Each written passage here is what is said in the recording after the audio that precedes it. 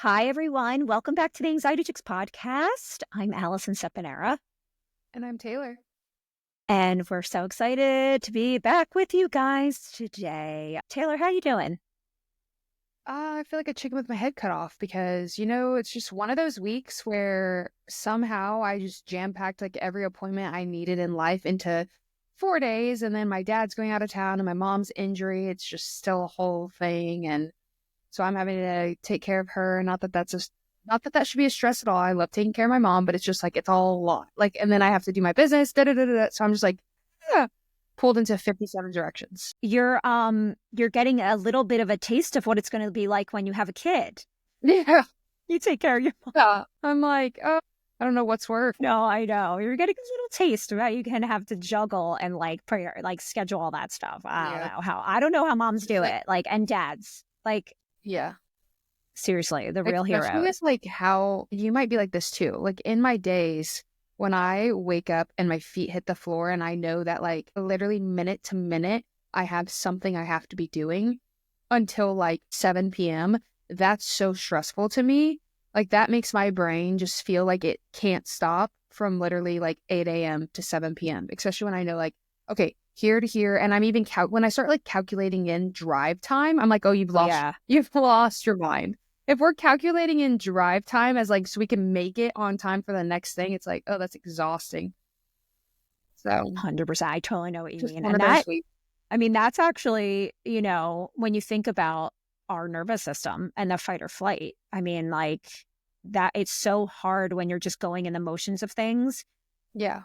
to slow down. Like that's like a whole nother topic in and of itself is to like knowing how to slow down and why it's important. But it's hard. You have things you need to do, and not even things you need to do, but things like you want to do and you want to prioritize, right? So sometimes it's like, well, what if I have to get rid of something, like what would I do? It couldn't, So you mentioned though before we started recording that today's topic is going to be something that will be helpful for you, maybe just not for specifically today, but I guess like what you've been going through. And hits home for me deeply because it's something I've always struggled with. And that's our topic for today, which is cultivating more self-love and self-compassion when we're going through very difficult times. So why did you say that before we started recording? I'm just curious. I think because like by nature, during stressful times, it's almost like a personal failure. And I find myself not having any good thoughts towards myself when things are like out of control. It's like, oh, you failed. You're the failure. You're the reason it's nothing nice, Like it's definitely gotten better, but self-love in tough times. I mean, if you can do that, if you can master that, I'm still on the journey of it. It's really hard, but I know you had some really good bullet points we're going to go through on how to start implementing that, because I think that that is also key. I think mindset is so key to healing and to just believing you can heal, believing you can get better. It starts with the mindset. And I think a lot of times, naturally, my mindset, and I don't know about you, but I wouldn't say I'm just automatically negative, but I think once you've been through a lot in life, a lot of trauma, I automatically see the worst case scenario and the worst thought and so when you practice this positive thinking, you find yourself more focused on the good that could come, and really having that mindset can almost like cause that reaction to happen. When you think positive thoughts, you're going to have a positive outcome most likely. When you think very negative, you're going to see a lot of the negative in everything. Like even just you just talking to me just now, you made me like catch myself. Like you said, it's not even the things you have to do. Sometimes it's the things you want to do that you find yourself prioritizing. Like I got my hair done yesterday. I'm so grateful and lucky. Yeah. That was like an appointment that I'm saying is a part of this stressful week. Like that is gross kind of for me to even say that. Like that's Yeah. gross that I even like you literally made me reflect on like, wow, like, ooh, you just said you have a really stressful weekend and like you got to get your hair done. You had the opportunity to. Like how lucky are you? How blessed are you? And so shifting that mindset, I'm sure we're going to get into all this, Yeah. but sorry for Yeah. my little rant, but No, I love that because I think that there's probably so many people that listening and watching that can relate right now. I mean, to you for sure. I know I do. I mean, I think that just being honest and vulnerable about like those things for yourself, it's just a testament to like how hard you really work on knowing more about you and being kind to yourself. It's hard. And the cognitive bias is what we call it in the psychology world, when we sort of our brain is really just automatically connected to bias when it comes to situations. And most of it is negative bias. And that's not just you. That is literally our brain and a lot of humans. And which is why, I think 85% of all the 70,000 thoughts we have every day are negative, because our brain is just so used to that. And, I want to, before we get into, because I want to tell you kind of what the definition is and what I found of what radical self-compassion and radical self-love is. But, you mentioned something about like thinking positively and positive thoughts and all that stuff. A lot of times it's not even about like it being positive, because sometimes it's like, be positive. It's more about reframing and being realistic about the way that you talk and think to yourself, and also being kinder. So when you think, the word positive, I don't know why. I don't love that word.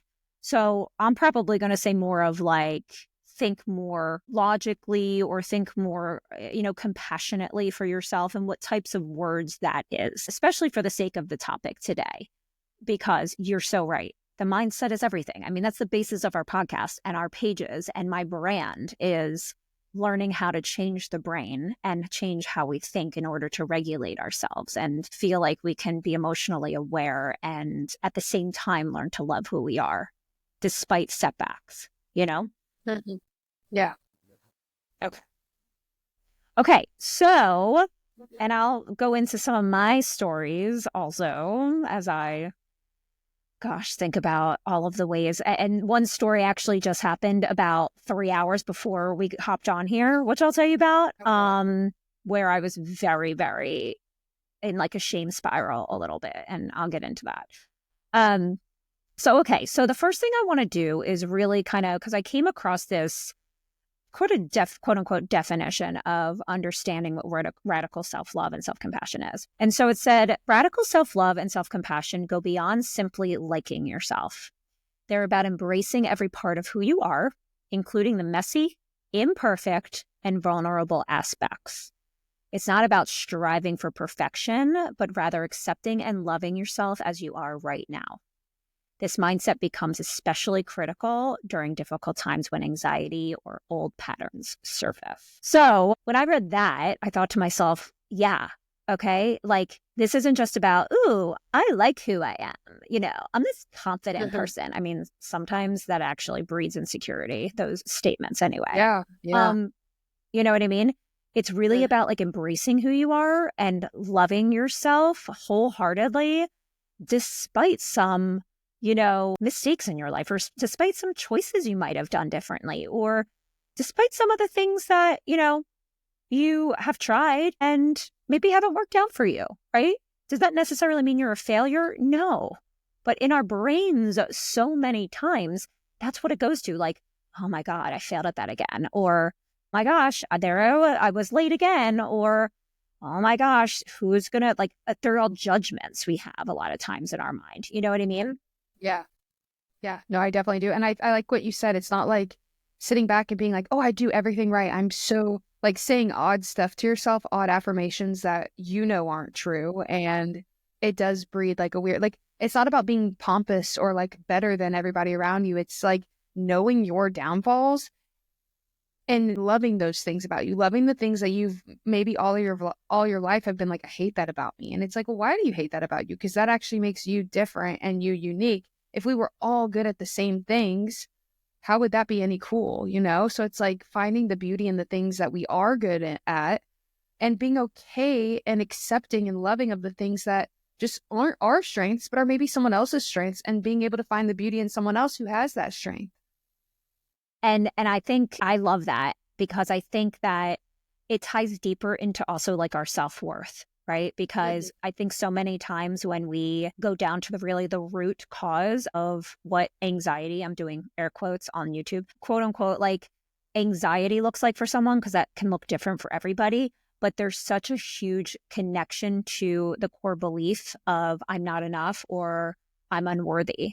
And so there's so many times I think that we tie our worthiness into like external achievements or the way that we look, right? Hmm. Or the way that other people are giving us validation, right? So that's like also external factors like, oh, this person said this about me. Instead of really looking deep into ourselves and recognizing and talking to ourselves about how worthy we are despite all that stuff and that we're enough the way we are, right? Yeah. Yeah. So, yeah. So I think it's more of like creating this relationship with ourselves that's like unconditional. That's this like unconditional love for ourselves, right? You can we can hold space with our struggles and what we go through. And then we can also hold space with our strengths and how we celebrate those, you know? Yeah. And I think that's really hard Oh, for sorry. people. Go ahead. I read, so, like I was saying, about other, like finding the strengths within you and being okay with like the things that you aren't the best in and just really honing in on those strengths you have. I read this thing about like, I'd have to find it and maybe put it in the show notes, but it was a really good quote or article about how it's so beautiful how we're all so different. It's so beautiful how you might be someone who, when tragedy happens, you're a hand out to serve immediately. You just see action and you take action. Whereas someone else, they are the type who's like behind things, really processing things, finding, like they are more the thinkers. They're more it's cool how we're all so different. And that's what is so beautiful about this earth. Like I think about like AI and, because of how technology is going, I think about AI and like Mm-hmm. robots. And I'm like, that freaks me out personally, because I'm like, if we're all just like perfect at everything, really that would make this world not beautiful. Like there would be no like games we watch on TV, no basketball games, no pickleball games, no football games, because if everybody was perfect at everything they did, I mean, who would mess up? There would be like, that's not fun either. So I don't Yeah. know. It's cool how we're all so different. And I love that. And that's a huge piece of when you think of self-compassion. And one of the components of them is basically what you just said, which is you have to think of like humanity, right? Hmm. And a common humanity of how struggle is universal, right? Like Hmm. mistakes are universal. Perfection's an illusion, right? Hello. Yeah.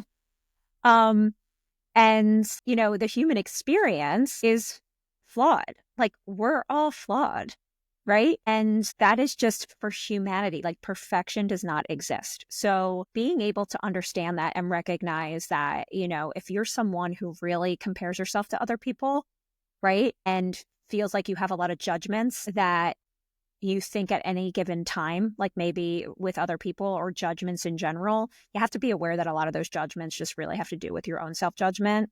Hmm. Because if you didn't think that way about yourself, then it wouldn't matter what anyone else is doing around you. You know what I mean? Like you'd accept it. Exactly. It's magnified in other people. Like the things that you're super insecure about and you find yourself gossiping or judging someone else about usually is amplifying something that you're feeling within that you're afraid to admit you're insecure of.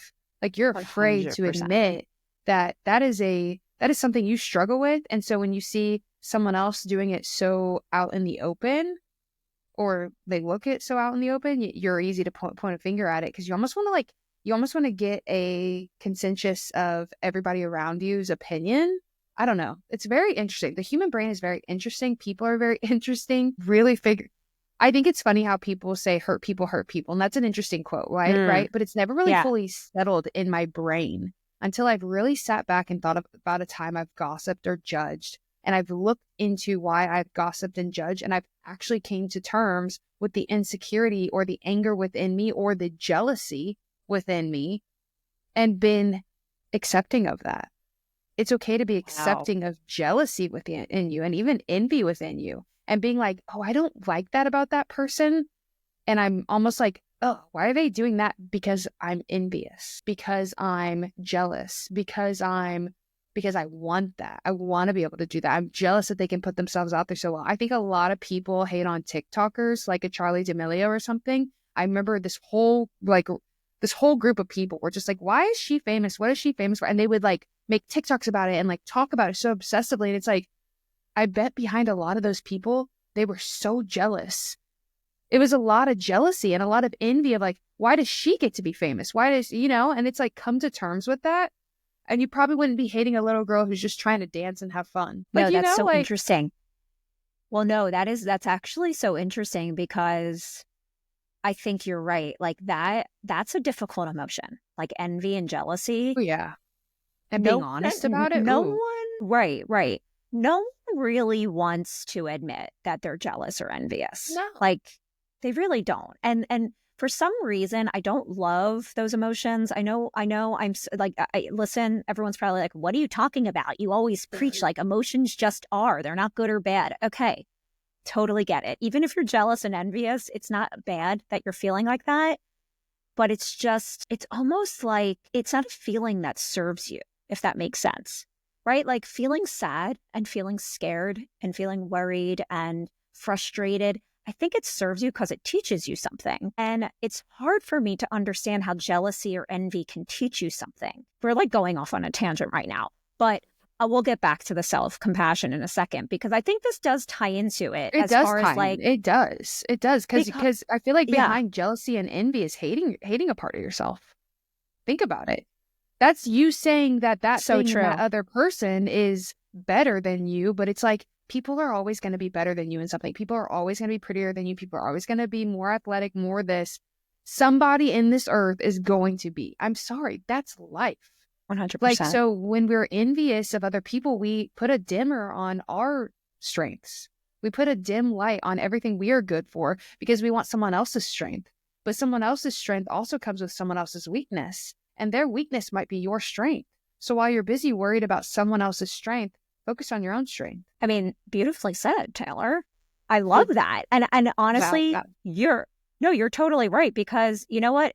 Envy and jealousy actually does teach us something, Yeah. right? I'm gonna swallow my words there because they do teach you something. They teach you more if you're willing and open to learn about yourself and understand why those emotions for you feel so heavy. There is a part of you that probably maybe needs to work a lot more on the self-love and self-compassion piece of whatever you're going through. Because in the grand scheme of things, when you think about like other people and their world and their life and their job and their looks and their career and their families and their support and whatever tools and whatever their lifestyle is, why do you automatically assume that that's better for you than Mhm. who you are and where you're, like, and what you're doing for yourself? Like why is that make them better? And everyone looks at like money and fame and all that as, oh my gosh, the end all be all, like the Charlie D'Amelio thing.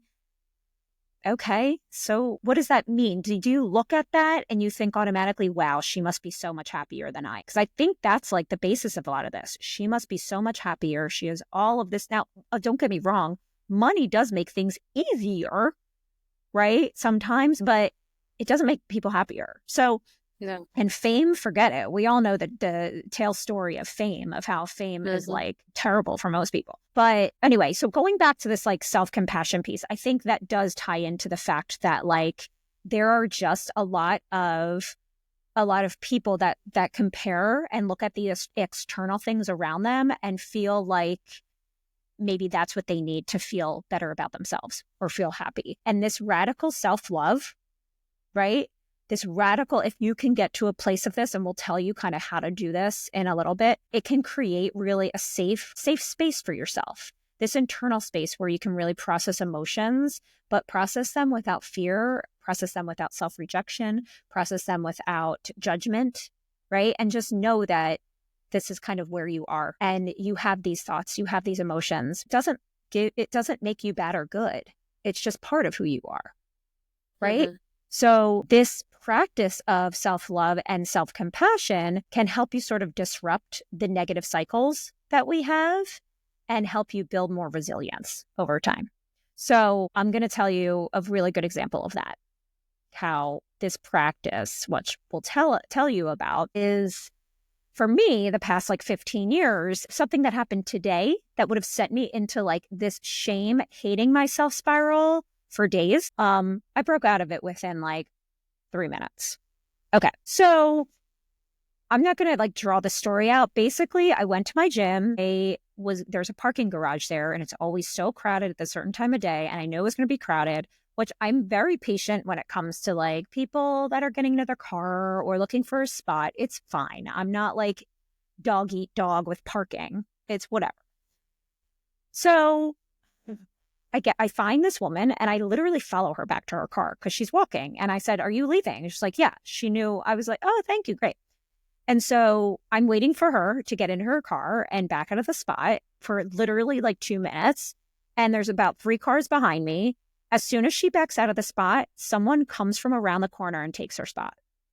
Takes the spot that I was waiting for, who I literally followed. I freaked out. I slammed on my horn, literally got out of my car, was about to go up to the guy's window and say, "Excuse me, like I was waiting for this spot." I ended up getting out of my car and seeing a woman who was leaving. And I thought, you know what? Can I just have your spot instead? She's like, "Sure." She could see that I was really pissed. Like people were like new around me. And I thought, okay, thank you. So I started like backing up and then someone went into her spot and the guy that took my spot went backed up and got out of the spot, probably because he saw me and he started backing up. And I was like, he's getting out now. Okay, maybe he saw me. So he rolls down his window. And meanwhile, I'm someone who is very scared in the last 5-10 years of like road rage. And I am not someone who will just throw my middle finger up and really like cut people. People are unhinged on the road. I don't need, you know what I Speaking of, mean? have Like, you seen that movie? The no, I movie don't even, Unhinged with road don't, rage? no, I don't Rage? even want to see it because I will, It's that's like actually talk good. about anxiety. That's like something. So I just know that. And I'm not like overreactive with driving or drivers or anything. But something came over me today. It was like Allie from like 2001. And I freaked out. And he actually was really nice. He's like, "Ma'am." He called me ma'am. I'm like, "No, I'm not ma'am." Okay. He's like 20. He was like, Oh, not ma'am. I mean, so he actually could have just sped away or something, but he said, "Ma'am, I'm really sorry. I didn't see you." And I said, "Okay, well, blah, blah, blah." And he's like, "But, just ma'am, there was like 4 other spots open." And I was like, "Excuse me, I don't even care if there were 10 spots open. I was waiting for this spot and there weren't any other spots. I didn't see any of them." And honestly, it was just rude. It was rude. And "Ma'am, I'm sorry." "Okay, bye." I said, "Fine, goodbye." Okay. So almost like got into a road rage incident. So I get into this parking spot and I literally had to sit in my car for 5 minutes. I had to breathe. I was Wait a very second. Did you overheated. also say Yeah. did you say someone also took that other lady's spot? Yeah. I don't know who that was either. But I was like in front. I was in front of Are it. you So like just I would in have the had to, middle of all these people? yes, I would have had to like back up and like get her spot. So like if he didn't As come you're out of my doing spot, this? I would have freaked out even more because someone else took that spot. And I would be like, okay, Thank God that guy backed up. I know. I mean, What I would don't you know have what would have done? happened. Honestly, I probably would have gotten out. I would have gotten out and I would have tapped on his window. And I would have said, "I was waiting for this spot for 5 minutes. I'm sorry." And I probably would have like totally just been talking to him through his window if he didn't roll his window down. And then I would have gotten in my car and looked for another spot. What else are you going to do? I'm not going to like, Imagine I was like So, waiting for you to record today and I see on the news, I'm like, what? Allison, why are we fist fighting people? oh my God, I've never gotten into a physical fight ever in my life. Like, I mean, that's making it sound like I was really like erratic Yeah. and crazy. I wasn't. I was just beeping on my horn and I was saying, "You're rude." I was yelling, "You are rude," and whatever. So anyway, the bottom line is I had to sit in my car because whenever in my life I have had a reaction like that, I know where it comes from now. I know where those past reactive moments for myself have come from because of being misunderstood as a child and never having a voice and no one ever validating how I was feeling. And me being a very kind and like just humanitarian type of person where I just want kindness and I want peace for everybody. And I'm a big believer in like do unto others as you'd want to do unto yourself. And so when someone like breaks that for me and humanity is like, just terrible and there are people who are evil, this guy was not evil, but I'm just thinking in the existentially how things have happened in our world over centuries and people have just been evil people. It does something for my psyche that I don't comprehend. And it's traumatizing for me. I get very angry, and that's kind of how I respond. That's my trauma response. And so I have done so much work internally to recognize that times that I've done that in the past, I felt very ashamed of myself for. I've screamed at people in my family. I've just been, and I scream. It's not like anything violent, but I've screamed, uh, have I thrown something? Maybe. I don't know, when I was young, but I hate when I get like that.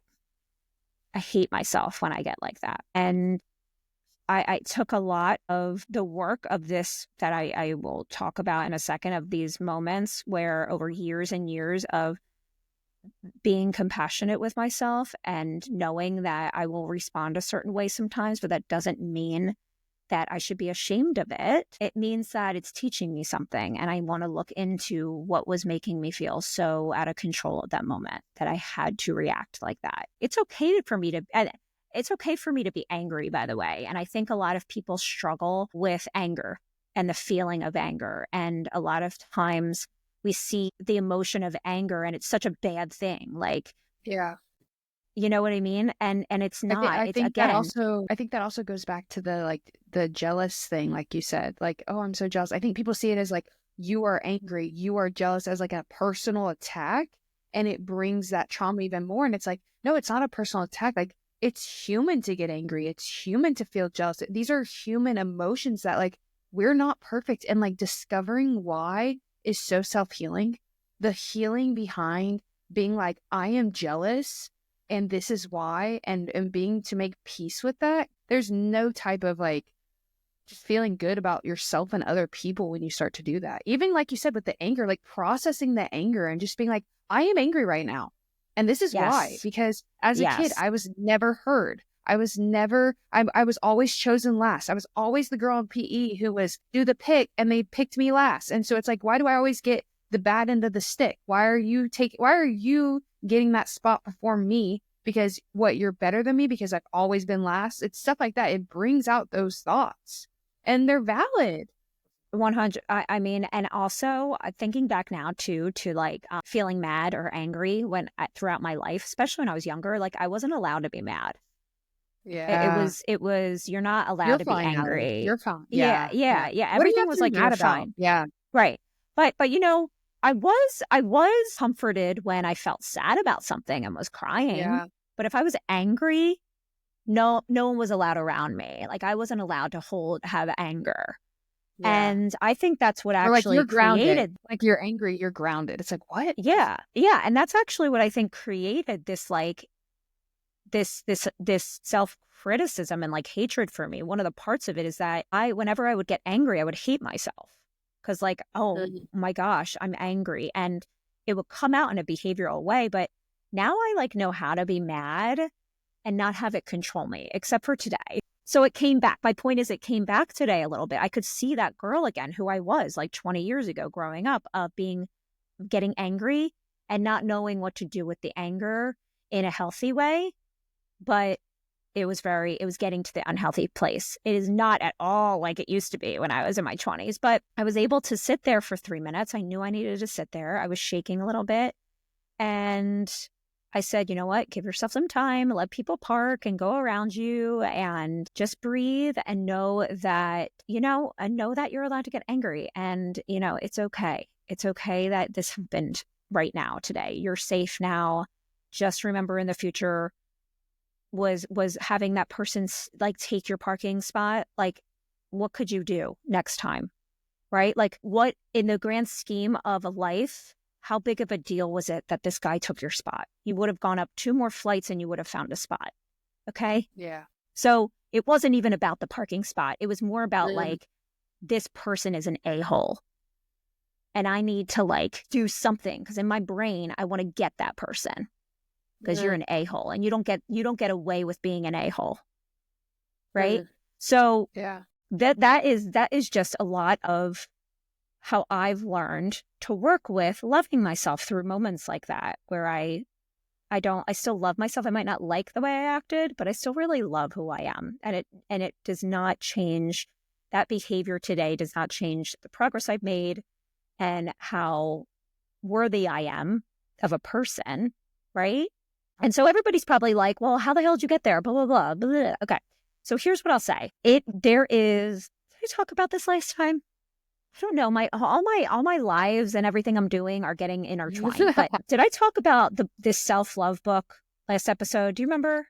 Okay. There's this book that I love that actually started me in my self-love journey that was 15 years ago. And this was before a lot of these like self-love, self-help books were out there. It's called Radical Self-Love by a woman called Gala Darling. And this book changed my life because it showed me how to kind of build my own personalized self-love practice. So I started doing a lot of mindfulness work. I started journaling about the way I was feeling about myself. But one thing I really started doing was practicing kind of consistent small acts of self-kindness every day. And one of those things was doing a lot of mirror work. I did a lot of inner child work because I think a lot of the voices we hear in our head that are critical are messages we received from when we were really little and growing up, right? And they were just ingrained into our mind of the way we were supposed to be and not supposed to be. And so I practiced a lot of inner child work. I got a picture of myself when, at that moment, when I was doing this work, the picture that I found was a picture that I hated of myself. I thought I was disgusting. I thought I was really ugly. I was kind of a fat kid, which I hate that word fat, but I didn't even want to look at the picture. I was disgusted with who I was. And it wasn't even just externally. It was also like this kid, what's wrong with her? Yeah. Meanwhile, I was actually a really nice child. So it might have been. So I got a picture of myself from that I hated. And I started literally, and this was very emotional and very hard to do. I started talking to the girl in the picture, and really, in a way, it took a while to know the language of what to use, but I just knew that I just felt disgusting. I felt like I didn't matter. I feel like what I said didn't matter at that age when I was looking at that picture. And I started talking to herself and basically like reparenting myself and talking to that picture and saying, you are so worthy. You are so loved by so many people. You're smart and you are kind. And there's going to be people that might not see that in you, but that doesn't have a reflection on who you are, all that you've done for other people and for yourself. And you're just enough as you are, and you're beautiful. And really literally talking like this to that picture. And then I would translate that after a while I did that. And honestly, my brain started changing. It was very emotional. I was crying a lot. I mean, you have to let yourself be vulnerable in these situations. I started translating all those things I was saying to that picture, that little girl, into the mirror to myself. So, and that was really hard at first too. It was really emotional, and it's really hard for some people, but I look at myself in the mirror and I would say all of those same things, like how amazing you are. And I think I've talked a lot about this on the pod, where I'm very difficult and down on myself it's really difficult. I'm very down on myself about my body image. Yeah. And so I have one thing that has completely changed the way that I think about my body and like external things is literally, everyone might be like, oh my God, what? I stand naked in front of the mirror and I tell my body parts, all different parts of my body, how much I love my body. So I say thank you to my legs and my thighs that, there's always this little critical thing saying your thighs are disgusting, cellulite. And I can hear it, but I overshadow that voice with thank you, legs and thighs, for walking me everywhere, right? And staying strong and being able to give me the ability to like play with my niece and nephew and play pickleball and like play golf and all these things I love doing, and to go in the ocean and to walk and travel and see all of these things, like thank you. And then my stomach, which I've hated the most, I say, stomach, thank you so much for getting me through all those IBS moments. I know it hurt and it was, sucked, but, thank you for taking care of me and, digesting my food in the way that I need to digest it. That's okay. So I think those are very, very powerful, but very difficult behavior steps and cognitive steps that you can take to learn how to cultivate self love. Have you ever tried any of those things? I'm Oh yeah. curious. Yeah, not the standing naked one. I haven't tried that, but I've definitely my thing started with truly just being sick and tired of feeling this irrational anger. It actually started with finding out that a lot of my irritability was anxiety and overstimulation. And when I found the connection to that, I'm like, oh my gosh, our emotions are very interesting. Anger is a very easy emotion.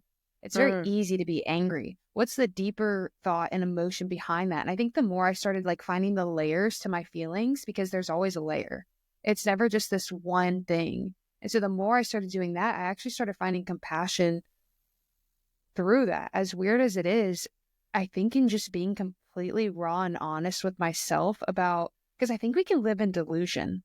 So I think being completely honest with myself and admitting the biggest one for me was like envy and jealousy. It's a very easy emotion for me because I'm a perfectionist. So as a mm, perfectionist, I want to be the best in everything, right?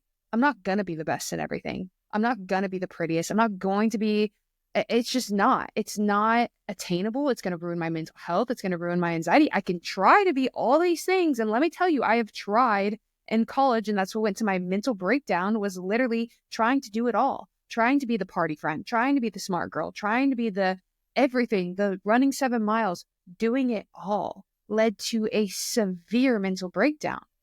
So it's like, I will never be it all, and that's okay. I have so many beautiful strengths about myself. I think that it's incredible how self-aware and in-depth I can be as someone with no educational background in therapy. I think it's incredible. Like I see those things in myself. I see the way I'm able to like talk and dissect things, and like this isn't something I would ever give myself props for. I'm doing air yeah. quotes because I would never say I was good at those things. I'm a giving person. Like I know that these things are like what are my strengths. And so envy was like the first thing to work on for like self-love is like it's okay for someone else to be better than you at something. It's okay for them to be doing great. Be happy for those people and also find out like you have to love yourself and you have to love exactly where you're at, or you will always feel envious of people. If you are not content with where you're at and your direction and what you're doing, you will always envy people. You will always be not happy, not content. Like, and so those things really helped me. Yeah, those really helped me. And then just going through health anxiety really helped me with the eating disorder stuff and the disordered eating and the body image stuff. Is like, I got to a point where I was like, my health matters more than anything. If I look like a sack of potatoes and my blood panels and what I put into my body is good, then we're good. You know what I mean? Like if Yeah. that's where my body is meant to be, I'm not going to starve it and I'm not going to punish it because I want to live a long life. And by starving and punishing myself, I'm one, adding stress to my life, and two, depleting my body of nutrients to prevent all these diseases. So it's like, Yeah. no, it's just not an option anymore. Yeah. I matter too much to do that to myself. And for what? For the world to think I'm something? Yeah. Who cares about Yeah. the world? No one's ever Yeah. looked at her and been like, gosh, she's Right. skinny. She's skinny. She has it all. She's skinny. Like, and if they have, it's a fleeting thought and they move on with their life. I look at someone and I'm like, wow, they have a really good heart. I want that heart. I want to be someone that people look at and they say, that's a nice person. That's a good person. You don't ever say like, oh, that person's skinny and you like really think about them for a long time, you know? Like you say, you think of people who are like really good in your like really good people in your life and you want to mimic that because of how they make you feel. I want to be that Yeah. person when I'm around people, I make them feel good. And so, I don't know, I think it's Oh just a my God. priority shift I went Totally. through. Well, also, did you ever hear the thing, the quote that's like, when people are on their deathbed, Yeah. they never think about what they How shoot. much I'm going to money they butcher this. had, how Right. It's hard they they think worked. about, no, they think about people will think about how you made them feel, not what you gave them. Yes. Yes. When you lose people, other people will think about how you made them feel and not like what you did for them or something, you I heard know? another one And too yeah, about people's funerals. When you ever go to a funeral speech, does anybody ever get on the mic and say, you know, that Allison, she was so skinny. She was skinny, right, guys. right, right, She had a perfect right. nose. Wow. Yeah. Wow. Look at, yes, Yeah. Look yes. at those curves. Oh, look Like, at no, think that. about it. Yes. Look, did Right, y'all know how many followers Allison had? Did y'all know? right. Did y'all know how Well, much you money guys better Allison say that had? you better say that at my funeral, No, okay? About my no, but followers. Okay, no, just kidding. no. You know what they'll I'm say, Allison? They'll kidding. say, but no, they'll Kidding. say this. They'll say, I mean, if whatever, she was an influencer who changed the world with kindness. I mean, that's it all. It's I not she hope had so. this Oh my many gosh. followers. It's what Right. you did with your page. They're not going to say, and guys, and now we're going to pull up Allison's bank account and we're going to show you how much money she had in there. Right. Like, No, like don't do that that. stuff's never said. You're not gonna find you're not gonna That's find much in not, there. that Um, stuff's never said. It's that she was so you know, kind. She led with kindness. She made people feel good. can I tell you something that just relates to this too? Does any when people ask you, like it's just like a conversation question of like, okay, dead or alive, who would you and if you could have dinner with anybody, who would you choose? Do you know who I say all the time? I say Mother Teresa or the Dalai Lama. I literally say those two people who are basically have given, well, Mother Teresa's not here anymore, but they both literally give their entire life for other people. Like that's what they've dedicated their life to help other people. And I would literally love to meet both and have dinner with both of those people and just be like in the presence of this like incredible human. Yeah. And, and I think about that because I think it's so important to remind yourself of that, right? And to really like, and in this moment today that I had with the parking spot, like I was so able before way much, like so much better now to give myself grace. Like in my Yeah. mind, that voice for 30 seconds after that to a minute was like, what the fuck is wrong with you? Sorry for swearing, but what is wrong with you?